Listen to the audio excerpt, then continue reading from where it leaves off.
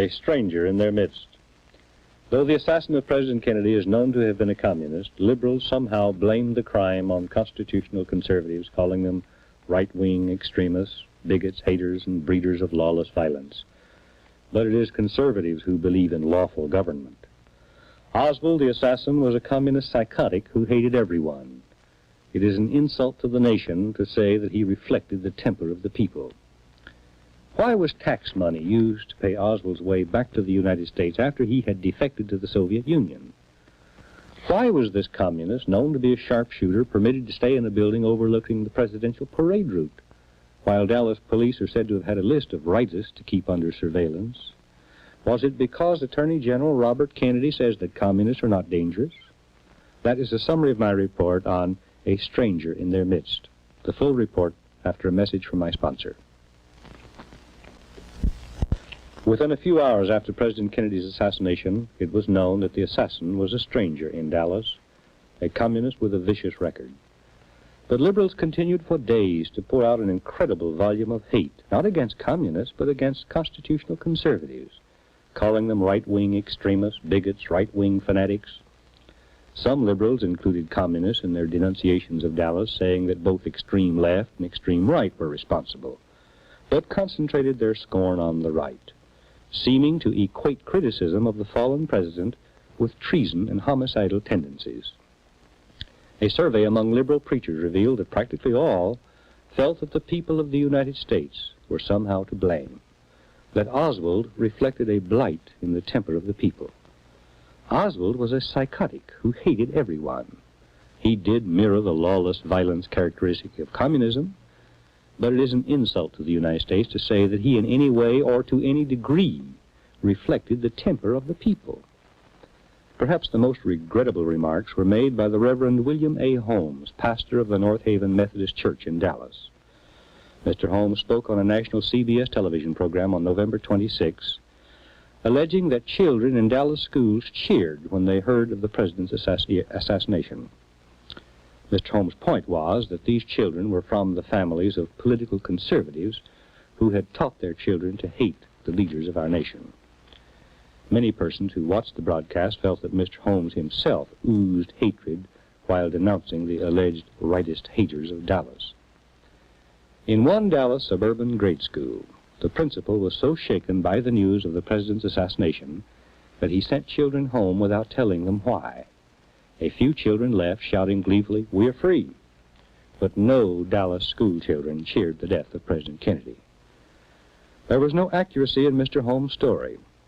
Nonetheless, Methodist preachers of Dallas at a hastily convened conference on November 29 formally adopted a resolution expressing, quote, "wholeheartedly our defense of our brother William A. Holmes' right and every other minister's right to the freedom of the pulpit to declare the mind and spirit of Christ in every area of human life," end quote.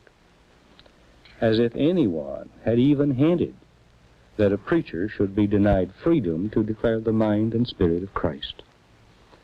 Now, Mr. Holmes might have expressed sorrow over the fact that public school officials could not, in the hour of national shock and sorrow, call children together for prayer, because the Supreme Court has outlawed such prayer in our public schools. Mr. Holmes did not do that. He and many others like him chose rather to deliver tirades about political conservatives. Well, who are the constitutional conservatives, the so-called rightists, whom liberals hate so deeply? They are Americans who revere the founding fathers of this nation and who want to re-establish the constitutional system that the founding fathers created. The American revolt against England, which the founding fathers reluctantly accepted but led to a successful conclusion, was unlike any other so-called revolution in history. The French Revolution of the 18th century was conceived in hate and executed in violence. Its purpose was the same as that of the Bolshevik Revolution in 20th century Russia, to overturn and destroy the existing order of things and to murder the existing leaders of society. The American Revolution was not tinged with such purpose. The founding fathers, in rebelling against England, were resisting political tyranny in order to preserve and improve the existing order. They feared concentrations of political power, and they feared anarchy. Out of their wisdom and their fears, their experience, and their great learning, they created the most marvelous governmental system ever conceived in the minds of men. Believing in government by law and not government by the whims of men, they wrote the Constitution, which was a binding contract, not only upon the government, but upon the people as well. By restricting government to the exercise of specifically granted powers, the Constitution was intended to keep the agents of government from usurping power and thus becoming lawless tyrants under pretext of helping the people. Ultimate power to change the organic structure of government was left in the hands of the people. But the means of making such change, amending the Constitution, was carefully specified to militate against hasty, unwise decisions by the people. This system, unique in history, was designed to prevent both tyranny by government and reckless rebellion by the people. But for 30 years, American liberals have supported lawless government, government which is not bound by the specific terms of the Constitution, but which can do anything that the agents of government claim to be in the interest of the general good or welfare.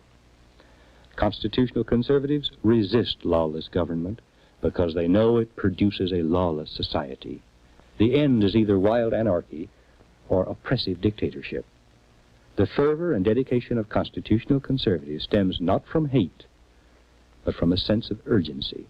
They want to restore lawful constitutional government by lawful means before it is too late.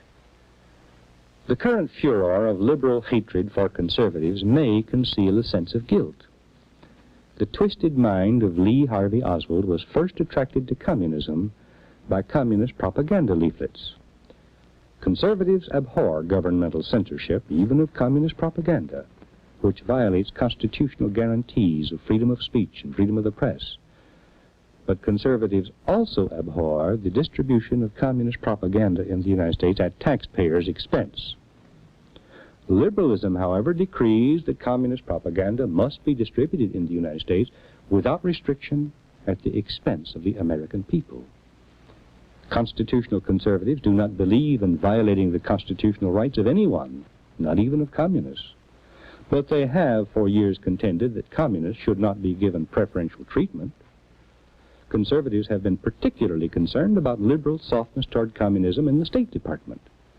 What else but this liberal attitude of special friendliness toward communists could have prompted the State Department to renew Oswald's passport and pay his way back to the United States after he had defected to the Soviet Union and renounced his citizenship, and then a year later grant him another passport to go to the Soviet Union again? During the last 3 years, virtually all liberal spokesmen in the United States have denounced extreme rightists for claiming that communism is a danger in the United States. The liberal line is that communists are not harmful in the United States, but indeed right-wing extremists are far more harmful than communists are. Could that be the reason why Dallas police are said to have had a list of so-called rightists to watch, but were not even told that a known communist, an expert rifleman, worked in a building on the presidential parade route? The public does not know what the FBI knew or had done about Oswald. Oswald proclaimed his hatred of the United States and his communist activities loudly as he could.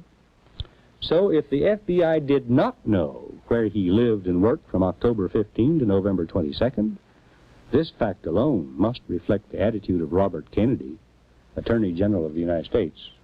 Note this United Press International dispatch from Washington, published March 7. Under the headline, U.S. Reds Harmless, says Bob Kennedy.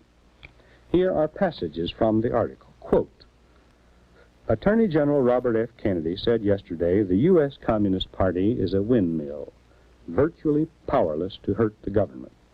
He criticized hysteria about the party's activities. They can't do anything to us, the president's brother said. End quote. All FBI reports go to the Attorney General, who is above the FBI director in the chain of command.